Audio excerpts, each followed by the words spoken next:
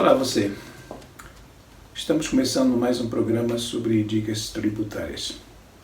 E o assunto que eu quero abordar com vocês hoje são os regimes de tributação.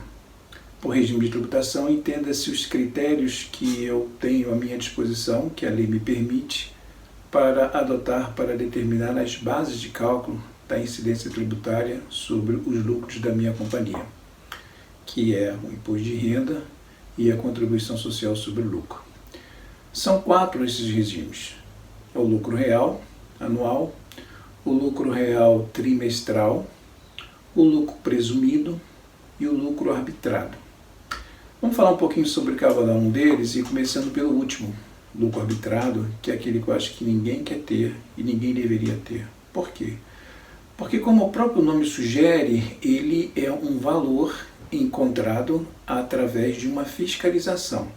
Então, quando o fiscal bate em uma companhia e verifica que ela não tem nenhum tipo de registro contábil confiável, nenhum tipo de controle interno que permita a ela aferir se as movimentações financeiras, se os negócios daquela companhia são realmente aqueles que estão nos livros, então o fiscal, e nesse ponto aí pode ser fiscal de qualquer tributo, ISS, ICMS, IPI, qualquer um, ele pode descaracterizar ou desclassificar a escrita contábil e arbitrar o resultado.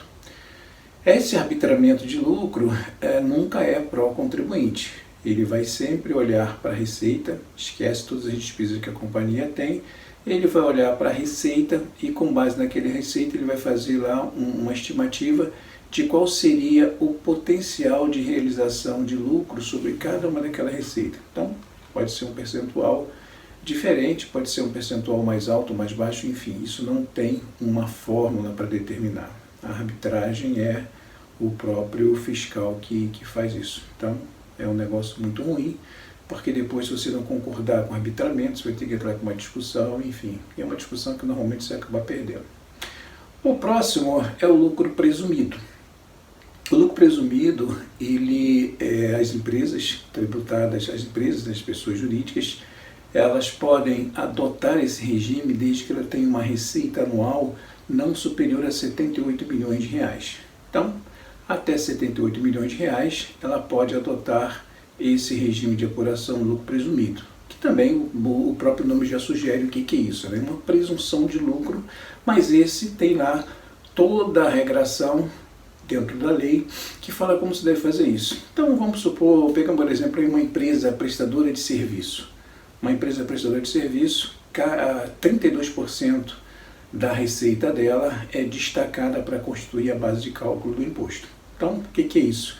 Eu tenho uma receita de 1 milhão, 32% vai dar 320 mil, então sobre os 320 mil é que eu aplico lá as alíquotas do imposto de renda e da contribuição social. Então é a base de cálculo disso. É como se eu tivesse aí 68% de despesa dedutível na apuração do meu negócio. Então, uma forma de apuração bastante interessante, que pode reduzir bem a sua base de cálculo, dependendo como é que é o seu histórico de formação de resultado, dependendo qual é o custo que você tem para gerar a sua receita. Então, depende de alguns fatores para você decidir o que você deve fazer. Depois disso, a gente tem o lucro real trimestral. O lucro real trimestral é como se a cada 3 meses, e trimestre calendário, né? Então janeiro, fevereiro, março, abril, maio, junho, então cada trimestre do ano, dos 4 trimestres do ano, eu estivesse encerrando um período base para fins tributários. Então eu chego em março, levanto um balanço, apuro um lucro real, e sobre esse lucro real eu calculo o imposto, e no trimestre seguinte faço a mesma coisa. Então, para os meses de abril, maio e junho, também faço de novo um fechamento, e aplico lá a apuração do lucro real sobre esses 3 meses, que eles não são cumulativos. É exatamente como se cada trimestre fosse um exercício de um ano base. E por último, eu tenho o lucro real. E o lucro real, ele é mandatório. Então toda empresa, quando ela começa, quando ela surge, o sistema tributário, o regime tributário que ela deve adotar é o lucro real. Então o lucro real é aquele que a gente já falou aqui em alguns programas mais atrás, que é aquele que eu parto do lucro contábil, das despesas menos a receita, e a partir desse lucro contábil eu faço a adição de algumas despesas consideradas como não dedutíveis, e também faço a exclusão de receitas que são consideradas como não tributáveis. Então nisso aí eu tenho o chamado lucro real, e sobre ele eu aplico as minhas alíquotas de imposto de renda e tenho a minha tributação final. Ele é mais ou menos parecido com a base de cálculo da contribuição social, não é completamente igual, porque existem algumas despesas que são despesas não dedutíveis para o imposto de renda, mas são dedutíveis para a contribuição social. Tem uma lista, um artigo 3º da Lei 9249, que traz todas essas despesas que são não dedutíveis para a contribuição social.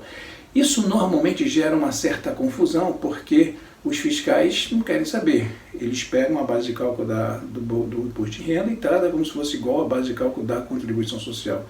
E não é bem por aí. Então, às vezes, consideram despesas que são não dedutíveis para o imposto de renda como não dedutíveis também para a contribuição social. Então, isso tem gerado uma certa discussão e o fisco tem perdido essas discussões, porque não tem fundamentação legal para você colocar uma despesa que não está dentro da lei como não dedutível, você impedir que o contribuinte deduza ela para fim de apuração da contribuição social.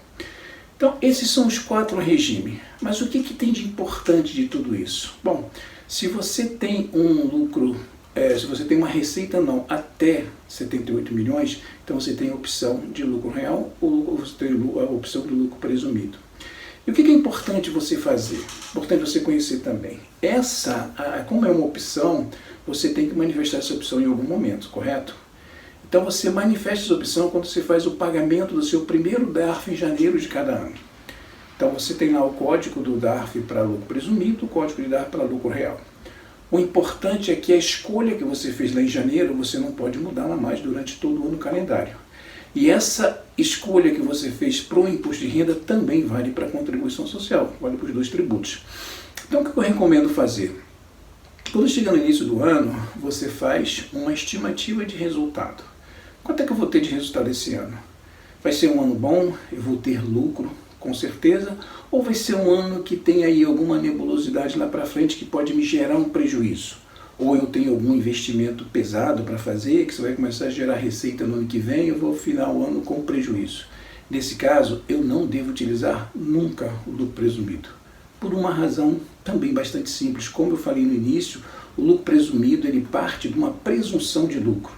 Ele parte da apuração da receita. Para ele, depende se tem despesa ou não tem despesa. Então, você tem uma situação na qual você pode ter prejuízo e mesmo assim você tem que pagar imposto de renda o ano todo, por causa da presunção do imposto sobre a renda e não apenas sobre o lucro. Então você deve tomar esse cuidado e também a mesma coisa em relação ao lucro real trimestral. Em que situação eu devo tomar lucro real trimestral? Também eu recomendo mais lucro real trimestral para aquelas atividades que são sazonais, que elas têm resultado bom em um determinado período e não tão bom no outro, porque se você tem um prejuízo, por exemplo, você tem um lucro no primeiro trimestre, aí você pagou imposto, e você tem um prejuízo no segundo semestre, você não recupera o imposto que você pagou, você continua pagando imposto. Então, se você tem prejuízo no restante do trimestre, você fecha o ano com prejuízo fiscal, você jogou dinheiro fora. Então, o importante é você conhecer que você tem a possibilidade de escolha e você tem que analisar bem essas escolhas de acordo com o seu resultado. Então, esse é o papo de hoje. Na semana que vem, eu vou trazer para vocês um videozinho falando sobre a reforma tributária. Semana que passou, nosso Congresso se mexeu com isso, então tem algumas coisas que parece que vai sair uma terceira, tem 2 propostas, parece que tem uma terceira que vai acabar vingando, mas isso é papo para segunda-feira. Por hora a gente fica por aqui, não esqueça, deve aparecer um QR Code aqui, você clica nesse QR Code que ele vai te levar para as minhas redes sociais, e aí você faz aquelas coisas de dar um like, clica no sininho, enfim, para você ajudar a divulgar esse trabalho, valeu? E qualquer dúvida, meu e-mail está aqui embaixo, a gente pode atender você naquilo que você precisar. Um abraço, até lá, tchau!